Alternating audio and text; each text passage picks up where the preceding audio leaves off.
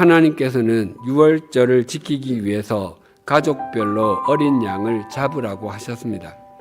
그 양은 흠이 없는 1년 된 수컷으로 잡으라고 하셨는데, 그 양은 우리의 죄를 지고 십자가에 달리신 예수 그리스도를 상징합니다.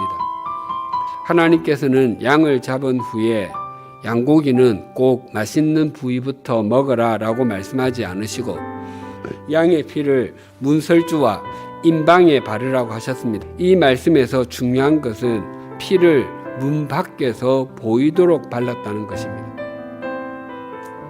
하나님은 전지전능하신 분이시기에 이스라엘 자손 중 어느 집에서 양을 잡았는지 결코 모르지 아니하실 것입니다. 그럼에도 하나님께서는 밖에서 보이도록 피를 바르라고 하셨습니다.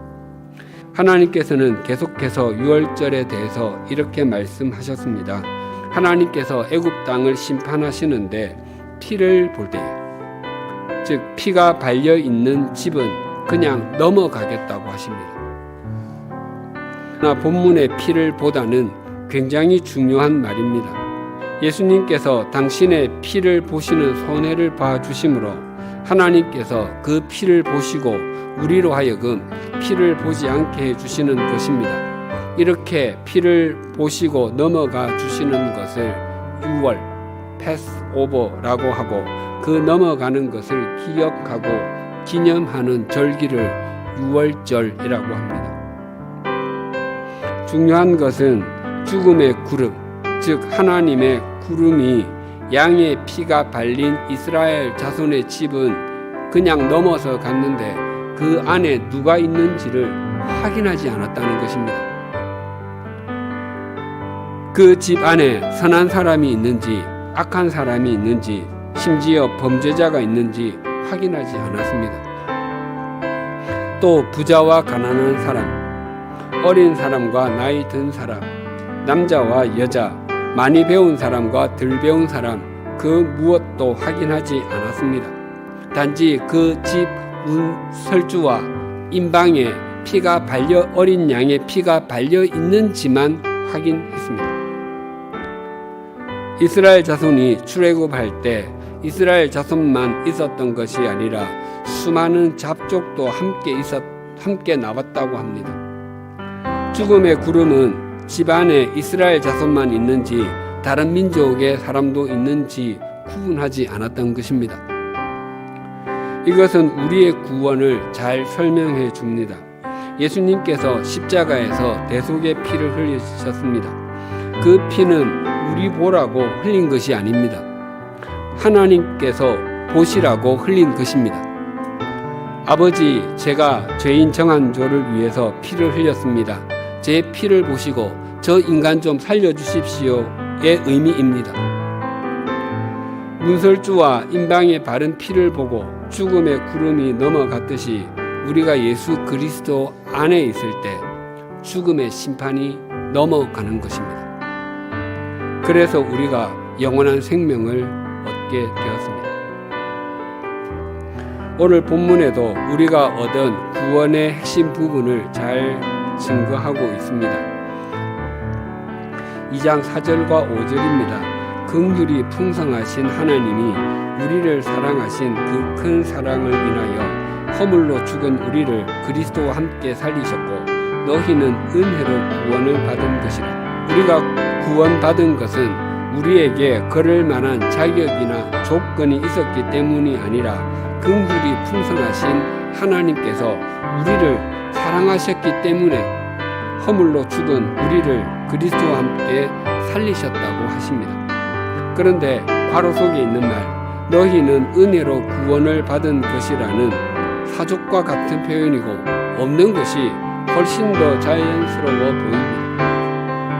그럼에도 괄호까지 쳐서 넣어 두었습니다. 마치 이 문장은 아무리 강조해도 지나침이 없을 정도로 중요하고 몰라서는 결코 아니 되고 반드시 알아야 하는 것이다 라고 강조하는 것 같습니다. 오늘 본문은 우리가 얻은 구원의 특징을 세 가지로 말씀합니다. 첫째는 은혜로 인해서 그리고 믿음으로 말미암아 구원을 받았다고 합니다. 은혜는 어떤 것이 이루어지는데 나에게는 아무런 자격이나 조건이 없고 오직 외부의 힘에 의해서만 이루어진 것이라고 할 수 있습니다. 그래서 믿음으로 말미암아, 즉 믿음을 통해서 구원을 받았다고 합니다. 내게는 아무런 조건이나 자격, 공로가 없다는 것의 표현이 믿음으로 말미암아 또는 믿음을 통해서입니다. 그래서 은혜에 의하여, 즉 은혜 때문에 믿음으로 말미암아는 같은 의미입니다. 둘째로 구원은 하나님의 선물이라고 합니다. 선물의 큰 특징 중에 하나는 주는 쪽에 초점이 있습니다. 내가 어떤 대가를 지불했기 때문에 얻게 된 것이 아니라는 것입니다. 사람들 사이의 선물은 친밀한 관계로 인해서 주고받기도 하고 이전에 받은 것이 있기 때문에 그 보답 차원으로 주기도 하며 상대가 이룬 업적에 대한 보상일 때가 대부분입니다. 그러나 하나님께서 우리에게 주시는 선물은 사람들 사이의 선물과는 완전히 다릅니다. 그래서 구원은 하나님의 선물입니다. 셋째로 구원은 자랑할 수 없습니다. 구원이 우리의 노력으로 얻은 것이라면 자랑할 수 있지만 우리가 만든 것이 아니기에 결코 자랑할 수 없습니다. 로마서 3장 27절과 28절입니다. 그런즉 자랑할 때가 어디냐 있을 수가 없느니라.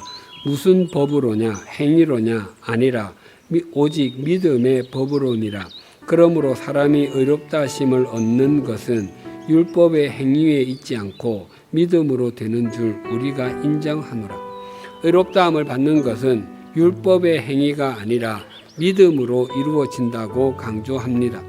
행위는 자기 자신에게 근거를 두고 자신의 노력으로 구원에 이를 수 있다고 생각하는 것입니다. 또한 하나님께서는 우리에게 영원한 선물을 주시기 위해서 당신의 아들을 십자가에 달리게 하셨습니다. 허물과 죄로 인해 영적으로 죽은 존재였지만 자기 인생의 문설주와 임방에 주님의 피를 발라 영적인 유월절을 갖고 있는 사람만, 하나님의 은혜에 의하여 믿음으로 말미암아 하나님의 선물을 받은 것을 중심으로 수용하는 사람만 진정한 새해의 인생을 살아갈 수 있습니다. 그때 우리는 그리스도 예수께 잡힌 바 된 그것을 향해서 달려가는 사람이 되어 우리 삶의 자리에서 주님의 통로가 될 것입니다.